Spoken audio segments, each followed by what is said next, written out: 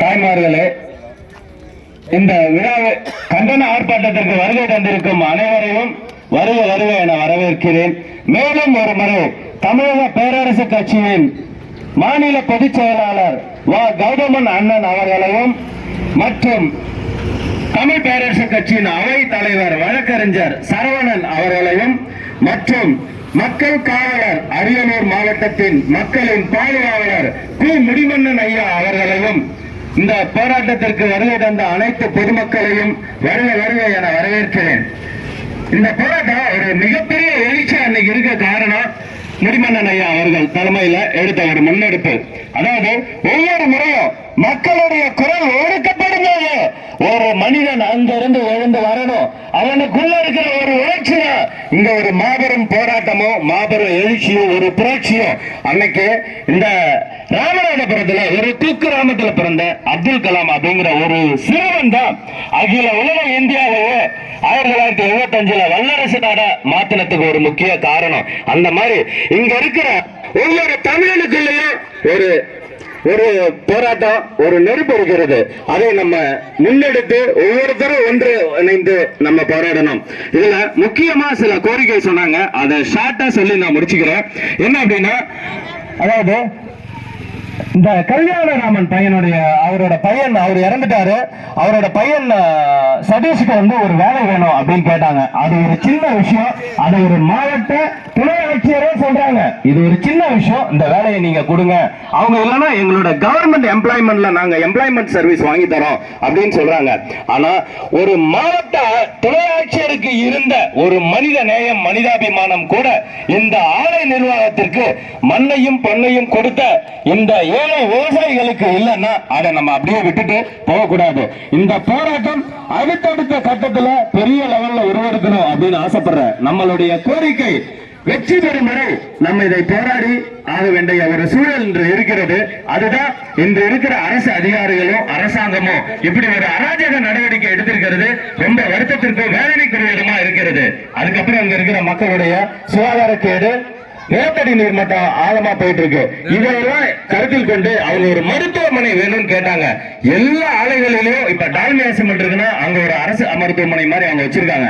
அதே மாதிரி இந்த ஆலை நிர்வாகம் எந்த ஒரு மருத்துவமனையும் கொடுக்க மாட்டேன், என்னுடைய அடக்குமுறையாலையும் ஆணவ போதையாலையும் பொதுமக்களை நசுக்கி ஒடுக்குவேன் அப்படின்னு செஞ்சிட்டு இருக்காங்க. இதை எடுத்து நம்ம போராடணும். எனக்கு தெரிஞ்சு நான் 8th ஸ்டாண்டர்ட் படிக்கும் போது ஒரு போராட்டம் நடந்தது, அதை சில்லையா பிரிச்சுட்டாங்க. ஆனா 25 ஆண்டுகளுக்கு அப்புறம் என்று தமிழ் பேரரசு கட்சி தலைமையில, அதாவது மாநில பொதுச் செயலாளர் கவர்மெண்ட் அவர்கள் தலைமையிலையும் அவருடைய வழக்கறிஞர் அவை தலைவர் சரவணன் அவர்கள் தலைமையிலையும் குடும்ப முடிமன்னன் ஐயா அவர்கள் தலைமையில் எடுத்திருக்கூடிய இதான் முதல் வெற்றி. அதான் சொல்லுவேன், இந்த போராட்டம் எப்படியாவது நடக்கக்கூடாதுன்னு அவ்வளவு போராடினாங்க.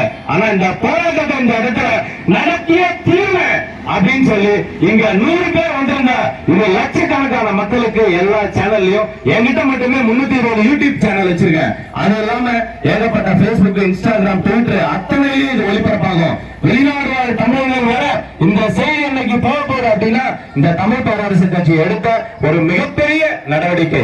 இதுக்கு நான் தலைவணங்குறேன். இந்த மாதிரி ஒவ்வொருத்தரும் அந்த மண்ணின் மைந்தர்கள் தங்களுடைய பிரச்சனைகளை முன்னெடுத்து போராடணும் அப்படின்னு வேண்டி விரும்பி கேட்டுக்கொள்கிறேன். அதுக்கப்புறம் பார்த்தா இந்த CSR ஃபண்ட் பொதுமக்கள் பயன்பாட்டுக்கு தான் கொண்டு வரணுங்கிறாங்க. அதுக்கான நடவடிக்கை விடணும் இவங்க ஒவ்வொரு ஆலை நிர்வாகமும். அதை இவங்க எப்பவுமே கொடுக்கறது இல்ல. நான் எதை செஞ்சாலும் அதை ஊழல தான் செய்வேன், யாருக்கும் கொடுக்க மாட்டேன், இங்க இருக்கிற சில கான்ட்ராக்டருக்கு மட்டும்தான் கொடுப்பேன் அப்படின்னு செய்யறாங்க.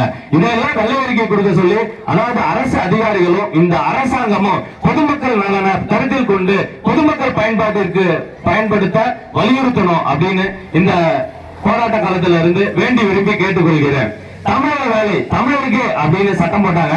அதே மாதிரி ஒவ்வொரு தமிழகத்தில் இருக்கிற தொழிற்சாலைகளிலும் இருக்கக்கூடிய வேலை வாய்ப்பு அந்தந்த மண்ணின் மைந்தர்களுக்கு கொடுக்க வேண்டும். 60-70% வேலை வாய்ப்பு மண்ணின் மைந்தர்களுக்கு முன்னுரிமை கொடுக்க வேண்டும் சொல்லி ஒரு சட்டம் கொண்டு வரணும் அப்படின்னு சொல்லி இந்த போராட்ட காலத்துல கவர்மெண்ட் அண்ணன் தலைமையில இதை எடுக்கணும், முன்னெடுத்து இந்த போராட்டத்தை இது ஒரு சட்டமா உருவாக்க, எதிர்காலத்துல ஒரு சட்டம் உருவாகுதுன்னா இந்த சட்டத்துக்கு பின்னாடி யார் இருக்கிறா அப்படின்னா தமிழ் பேரரசு கட்சியின் மாநில பொதுச் செயலாளர் கவர்மெண்ட் அவர்களும் முடிமன்னனையா அவர்களும் அவர்களுடைய வழக்கறிஞர் பிரிவும் ஒட்டுமொத்த சமுதாயத்துக்காக ஒரு சட்டத்தை உருவாக்க இதை மேல் நோக்கி கொண்டு போவாங்க அப்படிங்கிற நம்புறேன். இந்த நடவடிக்கை மேற்கொண்டு சட்டமன்ற வரைக்கும் எதிரொலிக்க ஒரு வாய்ப்பு உருவாகணும் அப்படின்னு வேண்டி விரும்பி கேட்டுக்கொள்கிறேன். இதோடு எனது உரையை முடித்துக் கொண்டு உங்களிடம் இருந்து உங்களில் ஒருவனாக உங்கள் வீட்டு பிள்ளையாக விடைபெறுகிறேன். நன்றி, வணக்கம். வாய்ப்பளித்த அனைவருக்கும் நன்றி கூறி விடைபெறுகிறேன். நன்றி, வணக்கம்.